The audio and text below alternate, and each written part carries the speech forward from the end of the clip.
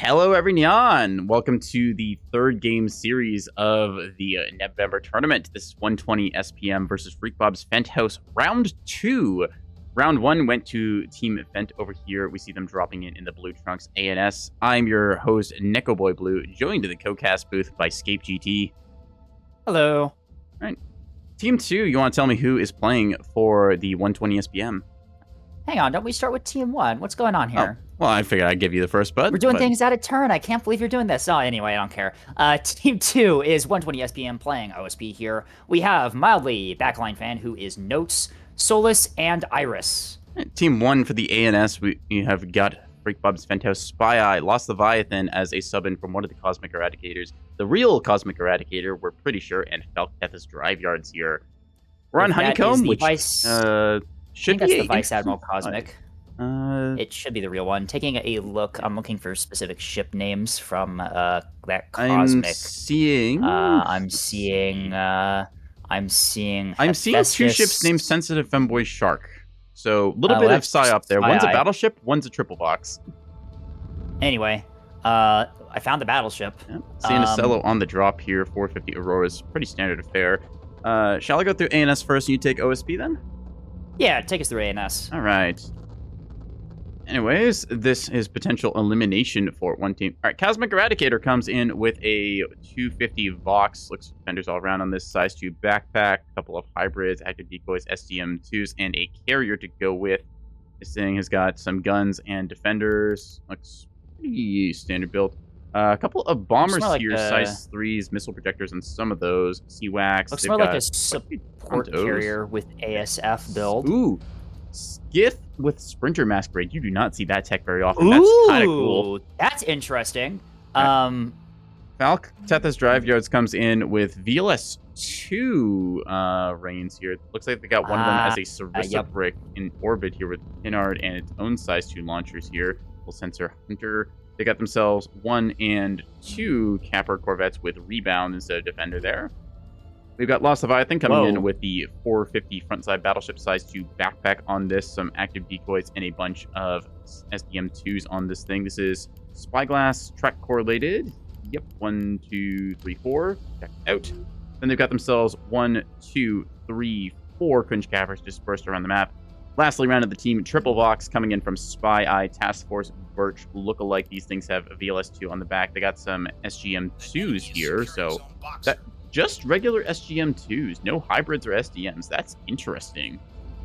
See, they've got some support modules on these ones. All right, and yeah, hang on.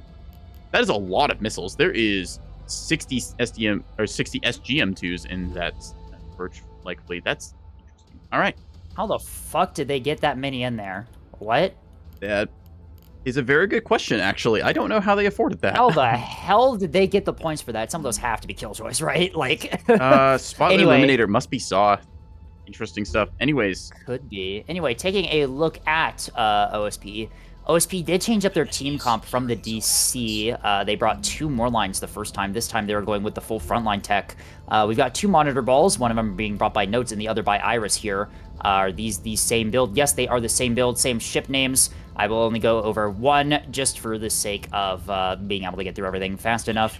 Pretty standard monitor ball here. Mix of 100 mil and plasma on each one gives you nice redundancy and survivability. Meanwhile, escorting the double monitor ball is Iris and double Acellos. Yes, it looks like OSP is going with the amassed frontline tech here. Solus is running the camp fleet. I'm seeing double 250 liner, a scout early warning tugboat, and various cappers around the map. One of them steps onto Boxer, 2 step onto Boxer. One of them gets killed by Tethys' missile play. Tethys already fishing the backline here for the any backline, but yeah, OSP hasn't brought any today. Interesting. We talked briefly about this, how the backlines are relatively close on this map, and potential aggression can go really fast. Actually, if they caught a container liner there, that would have been huge. It's only 2 gun cappers from Solus here. The rest of them are cringe cappers. One of them dies on Boxer, and then one is in waiting reserve on Dagger, and the other one is also on Dagger side waiting. Looks like pretty standard. Tethys just here with the no backline call out as they fish for stuff and potentially get the ident on this. They're gonna recognize that there's 2 monitor balls just given the positioning now. gunfire from the one and radar tracks from the other. Acello's a Iris little is out of position completely here, actually, as detected. they're trying to get If into Tethys, gun yeah, arc, but it's possible Tethys might be able to get some missile hits here as the Acellos are pulling up to engage the BB and one of Cosmic's CL here. If Tethys gets missile strikes out, that's going to be pretty big. Those Acellos are nowhere in range to guard here. ANS sees the bombshells coming out to deny. C-Point here knows exactly what those are. Bombshells only being fired by Iris here. Iris is the one that's on track, although Notes pivots to Dagger to deny that. All right, so... CCAP may go through here as the Sacrifice Corvette, it's getting blinked at, but the Aux steering and the drive still alive for them. Like, uh-oh. This might make it. It's diving down. It's pointing. It's Aux steering towards the incoming fire. Not what you want to do. You want to keep that pointed up. Gets sniped at the last second. Got to about 80% of the cap mark there. Given the amount of overwatching fire, that's impressive it survived as long as it did. Gunfire now being traded between the Battleship and the double Acello here. Battleship at a bad angle as it still was turning itself around. Oh no, a small dragonfly in the big drive slot. You hate to see that. Anyways. Not the worst idea. It does have a big drive still, so it does have a little bit of drive survivability, but still, yeah, a little bit of a rough play there. Leviathan, seeing the mass frontline here, is pulling back with the BB. They have quad TC Spy. They are undetected. They can take this engagement really advantageously here. The Acellos are unable to return fire, although I highly doubt that Levy's going to be getting accurate hits against these Acellos at this range. It does mean that they are going to be immune to counterfire. 11 kilometers means that the Acellos will basically take nothing, and the Battleship in turn is not going to take anything. The Acellos don't have a good quality track to shoot at with that range. Quad TC Spy gives you 11 kilometers, 450 fire, but you will need a Bloodhound or other track provider on the OSP side. Big missile strike Solus coming out rushing with a Solus 250 here. liner into the back line here. Missiles out to try and deny that. Tethys is already flank speeding away, panic dumping as they realize what's happening here. No, actually Solus coming to a halt here as they're going to try and break off, hitting the brakes, popping chaff. Yep. They're Cosmic going with the container here. Oh no, a Killjoy is programming. Hang on a second. Do they have time for it or not? Do they set it to offensive? One of them gets out. One of them pops out. The other ones might be too And wrong. these are, because of the staging here with Cruz, these are not going to get seduced. Stalwart Flight is up airborne, has internal radar. The second one gets seduced. The others get seduced by Chaff. Ooh. That was close there. Very excellent soft play from Solus there, as Solus is able to dodge that entire salvo with the double Killjoy. How many of those do they have left, though, is the question. They have... Looks like 2 on the back bank. I see 1 Killjoy, 2 Killjoy. All right, so they still have them, but that timing is scary there. There's a reason you have these set to defensive, and then you just manual Z prio them on targets. Cosmic is forced to try and pivot their 250 CL to deal with this liner, leaves C-Point wide open for the take here as Solus capitalizes that on takes the point. RPF unfortunately, from Spy going to come over. First salvo misses. Second one hits the rock. Deny. Yeah, it's going to get C-Point as OSP is going to take the initial cap advantage here. It looks like 20 SPM is doing the very aggressive pivot here towards A. Tethys trying to flank speed out of there. The Monitors now grouping back up with the Acellos. The really easy time for Tethys to get those hybrid strikes in on the Monitors has passed, as now they are coalescing here. Monitors going to find that 250 Vauxhall in the broadside flank. 450 catches it briefly. We see the belly gun already down to 42%. Bunch of grape shot coming out here. Locked by the Acellos, yeah. The fighters down low. It looks like Hornet Squadron going to take a couple of hits. These are trying to go towards Solus here. They don't have any that's ASF, yeah. Potentially trying to take out the skiff or something. See some 250 there it goes. going up. There was the engagement against the skiff. They have coil gun. They will take it down. Flies directly into the Pavis arc of the liner there, as so is my skiff. Hunter Flight with CMD ARAD torpedoes en route. These will get soft killed by the Warbler, provided it is set to battle short. They're going to quickly turn that off. If the liner's not moving fast enough, though, the ARAD will keep them running straight into the hull. Only 4 torpedoes, though. Not a whole lot of damage potential there. You can see here, Freakbob's Fenthouse, recognizing the heavy push, has already begun to pivot over towards Boxer side here. Hunter Flight gets the torp launch. We see the addition of, I believe it was the decoy launcher from some of those torps. He's going to spiral Radars around. He's are not off. quite able to hit at first, but They go for the Killjoy, but will one impact of them one. maintains track enough. Snipes out a light civilian reactor. Ooh, that's an unfortunate module to lose there. Warbler still active, despite the loss of the reactor. Just Tethys barely missed with the hybrids. Missiles wrong. No, they find the chaff, unfortunately. Yep. Unfortunate pathing there from Tethys as those sustainer missiles miss. Those are reliant on, those ones are completely reliant on TGGI, the Pure Act hybrids. We talked in the sort of pre-game lobby about how this map is very prone to this kind of rotation. We see now ANS has rotated about 90 degrees. OSP likewise trying to compromise these deployment zone backlines. The carrier from Cosmic Eradicator may have to rebase before too long, as Solace is continuing to advance up with these 250 liners, just going for the push right now. The Monitor Ball and the Cellos are pretty slow, all things considered. They are trying to move up. Currently, Lost Leviathan's battleship is up in orbit. They're trying to rain down whatever fire they can, but given the cover and positioning here, they're just not able to get any good hits on target. In turn, Spy Eye with the Task Force Birch-like is flying through a very open area of backline. There's just nothing for them to really pick a fight with. They're probably trying to... no, they're not pushing in. Not trying to get that broadside there. Boxer... ANS steps onto Boxer. Tethys sends Ghost to take the point there. Nothing to really deny that, as it looks like ANS is going to take B before OSP takes A. OSP lacks any strike ability. They went purely for the pure brick style, the Ocellos being your support asset for that. Their Monitor Ball kind of rising up now to fight the battleship, but I'm going to be honest, I think that's a misplay on their part. The battleship is not really a the threat battleship right is now. way out of position, and OSP should not really be worrying about that. Although the jamming comes out from the Monitor Ball, that is only a spyglass on that BB, means that it is going to be unable to see through the jamming. There are some AWACS up around the map. Cosmic probably trying to pivot Aegis to trying for a run against Solace here. Glitter launcher from one of those. They are go for cluster bombs. Clusters with decoys. The Pavises clean up the Gonna see them not able to stage in time. Good attempt there for kind of a tech play. Cosmic has not built up a number of bombers here, and I'm kind of questioning why. This carrier is pure ASF support. I believe it was probably taken assuming that Protectorate was going to run carrier strategy here. More hybrids out from Tethys here. These ones staged a little bit differently. Hopefully might catch that liner. Cosmic's CL is hanging in there, although it is being flanked really aggressively here. That really aggressive push will mess that this thing up badly here. Although look at this, Spy Eye flanking over the top of C, potentially going to be able to get a broadside into those monitors there if those CLs are able to remove one of those monitor balls. I think this is going to be the deciding factor. So we see Mildly has gone really high with this SL. They're trying to bracket the battleship here, engage it from multiple angles. And now they're going to get found by the Vauxhalls with Spy Eye coming to the rescue. Cavalry surges forwards. They are cooking along at 30 meters a second. Cleans up one of Solace's T-20 cappers and is now just going to gun it right for the broadside of these advancing ships. The battleship is starting to take some heavy fire here. The CLs, if they want to save that BB, they need to flank speed directly towards there. Illuminators out. That's a spotlight, not a floodlight. Missiles from the CLs. Here comes the size 2s. Speaking of missiles, Teth is going to be sending out some more of those in the back.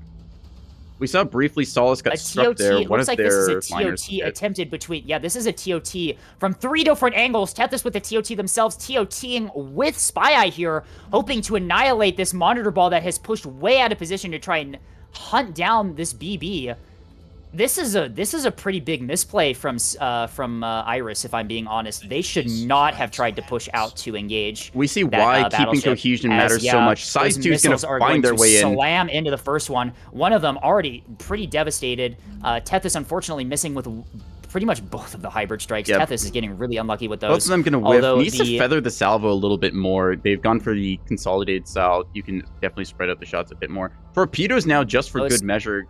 They are within comms jam range, but I don't think it's going to be strong enough. These are still on target. They will find purchase. Yep, they're going to slam into one of the healthy ones. Yeah.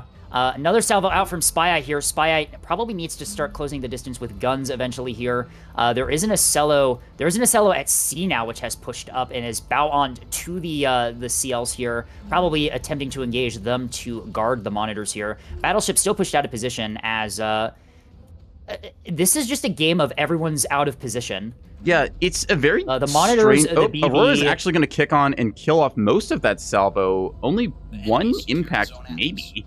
Looks like it just got tanked by armor or hitbox there. 250 liners in the back line are healthy, and one of them wounded, but able to recover a decent bit. Not the heaviest damage control on this, only 5 teams, and actually 5 teams, 5 restores. That's complex and storage. Maybe a little bit lighter to afford double liner in that cap lead. S3H from Tethys committed onto those monitors now from an off angle relative to where it's guarding Acello is. That being said, both Acellos have moved away from Notes' monitor ball here, which is on track. If Tethys is able to identify that, they can start getting some pretty good missile hits into them. Spy Eye unfortunately zoned out by the Acello that pushed up through C, forced to pull back here.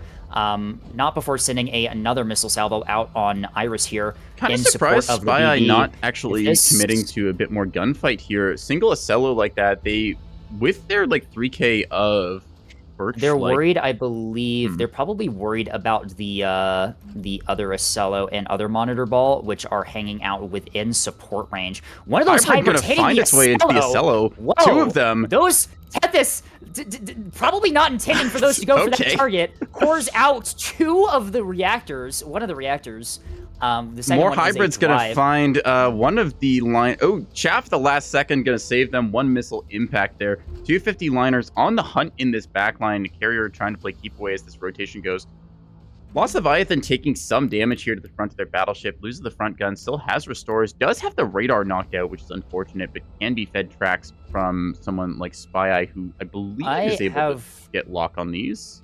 I've never seen the frontline engagement on this map take place this far into orbit. Yeah, very fascinating. The BB's been pretty wounded by the monitor ball, which is now finding the flank. More missiles in support of the BB, now out from Spy Eye here. These ones are, yep, they're being sent into the monitors. The damage done to the Acello here with the reactor down, a lot of its systems are not being able to be powered. A little bit of a miss priority target here as Levy is firing at the Acello and not the monitors. You really want to be firing at those monitors in this range when you can guarantee hits. Aurora's out.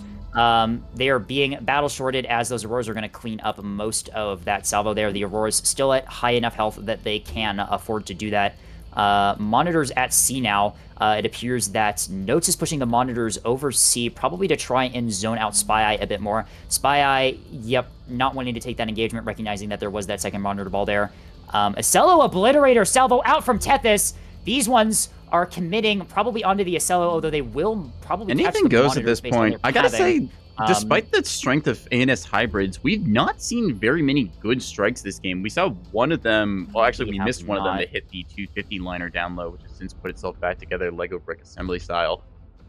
Right. For the sheer amount of missiles they brought. The BB, as the BB does swap fire to one of the monitors here. It swaps fire to the one that's already been pretty much disabled. Its magazine is down. Ideally for Levy here, these hybrids kill either the Acello or some of the monitors or something, which will give them valuable breathing room. The CL's now pushing low down. It appears they might be pivoting to deal with the liners. CL's a little out of position, actually, here. If they committed to the cavalry flank and helped their battleship, they might have been able to get in gun range, just staying close to that C-Rock and holding that as a piece of cover. That said, we'll see what these Acello Obliterator heck do. These Acello Obliterators, these are very expensive missiles that are going to fly directly through the Pavise arc of the monitors. They are pathed really poorly as the monitors push in. Some of them surviving. Will it be enough to get hits on that Acello? We shall see. One of them survives. Removed by a single 20 mil. From Tethys.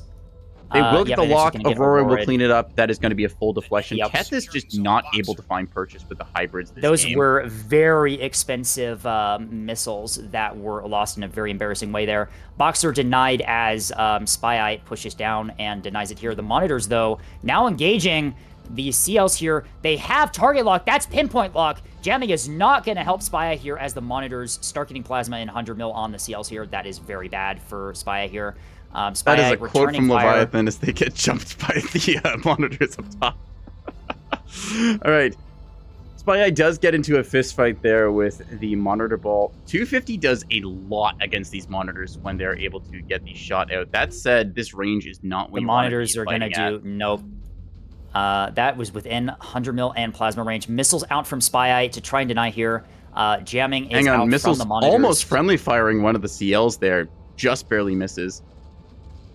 Missiles may decide a bit of this engagement. That said, the jamming is really strong. Jamming super aggressive. You can see here that, yeah, Notes is pivoting the jamming over to the missiles, completely denying them. No Hodge backup on those missiles means that they are unable to get through. And Spy Eye is just being collapsed on right now. He is going into the hands of OSP right now, as Solus does manage to get those backline liners onto the point. Valve actually taking the D point here in a second, uncontested, with one of their little Cringe Capper Corvettes that's just been kicking around the map. Very strange game. Hybrids will manage to impact Iris at the top of the map, as Lost Leviathan, currently out of restores, has not a lot left in their battleship.